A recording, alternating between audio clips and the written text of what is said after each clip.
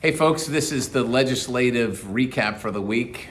Pretty busy, even after last week with the passage of the big beautiful bill. We thought we might get some rest this week, but big issue, a thing called the Genius Act, which has to do with a thing called stablecoin. It is digital money, digital currency.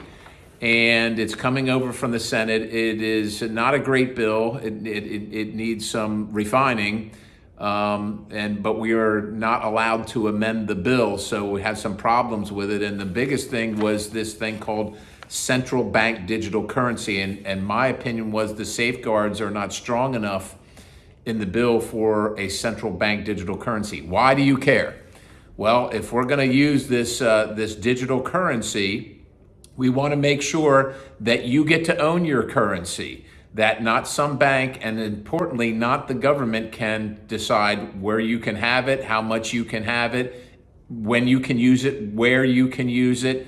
And that might seem far-fetched, but there's also already some of the Federal Reserves, like Boston Federal Reserve, is already instituting what we call a back-end central bank digital currency, where they would control all that. And I'm for freedom. I'm for your freedom and your liberty, and not to have the government determine how and when you can spend your money, whether it's cash, whether it's on a credit card, or whether it's digitally. And so there was an impasse here over the last couple of days about moving this bill because we wanted to get guarantees and assurances that we were going to make sure that the government could not institute a central bank digital currency. And so last night around 10:30, we finally had a breakthrough on an agreement about how to do that. We're going to move the central bank digital currency restriction bill. It's going to restrict the banks from monitoring your digital expenses and digital activities. And we're going to move that on a must-pass bill that's coming up next month. So that was that's kind of the solution to that problem, and I'm happy to talk to you more about that. That's kind of complicated, and some people don't really get into that digital currency stuff, but it's really important that your money is yours and not monitored and controlled by the federal government.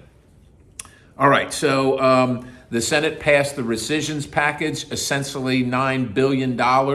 It's a little less than what the House had passed. They made some amendments to it. I don't necessarily agree with the amendments, but it's going to come back over here, and we're passing that. So what that does, among other things, is all the DOGE cuts that were highlighted in USAID, the U.S. Agency for International Development. Those things are all going to be unfunded, and also the National Public Broadcasting Network and PBS. Public radio. Look, if those organizations want to exist, that's great. They already have sponsors if you watch any of that programming.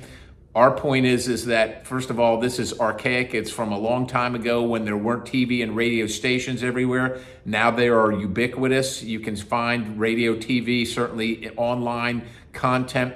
The federal government doesn't need to be paying for it, number one, with your taxes. And number two, we don't want politically one-sided reporting or that ideology to be paid for by taxes. So we're clawing that money back in the rescissions package. As you might have seen, the president signed the Halt Fentanyl Act, which puts fentanyl as a scheduled drug permanently and strengthens law enforcement capabilities.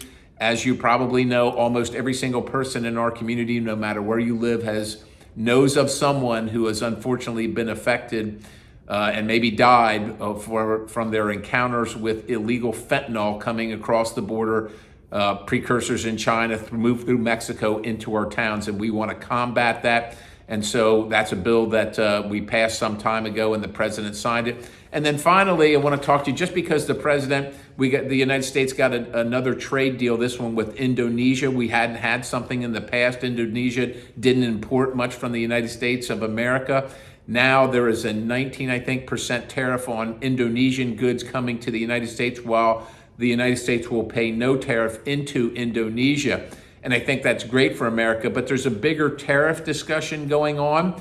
And I know that many people are concerned about it and maybe want to know my position. I certainly support the president's position of bringing in any way possible as much manufacturing back to the United States of America. The fact that we don't make hardly any of our drugs, for instance, our pharmaceuticals, the precursors come from India or China, or they're made in China. And they're normal things that you would use every single day, like penicillin. We have to be able to provide that ourselves and not have to come through adversaries from places like China. Or steel would be another one. We can't count on our adversaries to produce our steel. There's a national security component to that. So I support bringing the manufacturing back to the United States and leveling the playing field with all these other countries. However, there are some subtleties and some nuances with that. And I know that they affect the people and the businesses in the district I represent. So for instance, I'll just give you an example, or maybe two examples. One is the cocoa bean. You can't grow cocoa beans in the United States of America. They grow close to the equator, within 10 or 20 degrees of the equator. So while we understand that we want this manufacturing to come home, it is unfair in some cases to put a tariff on certain commodities because you literally can't get it in the United States of America. We can't make it. And so that's a place where I was out early on with the administration and with the U.S. Trade Representative advocating for not having tariffs on cocoa beans. Or how about something like coffee beans? Again, there's only one state in the union where we grow coffee beans, and that's Hawaii. So it's a reason why I'm on the Coffee Caucus and why I've advocated to the administration early on to say, these are anomalies, these are subtleties where we need your deference on, because they affect negatively the people, not only in the 10th district, but quite honestly, across the United States of America. So while there are some wins, none of this stuff is perfect, and just wanted to let you know about some of the things that we work on your behalf on a daily basis. Just remember, we do not want a central bank digital currency, and that was a big fight this week, and we made some headway on it. We want to preserve your freedom. We don't need the government spying on you and your financial transactions. So with that, we'll talk to you next week after the legislative session then. Until then, I hope you have a great weekend, and God bless you.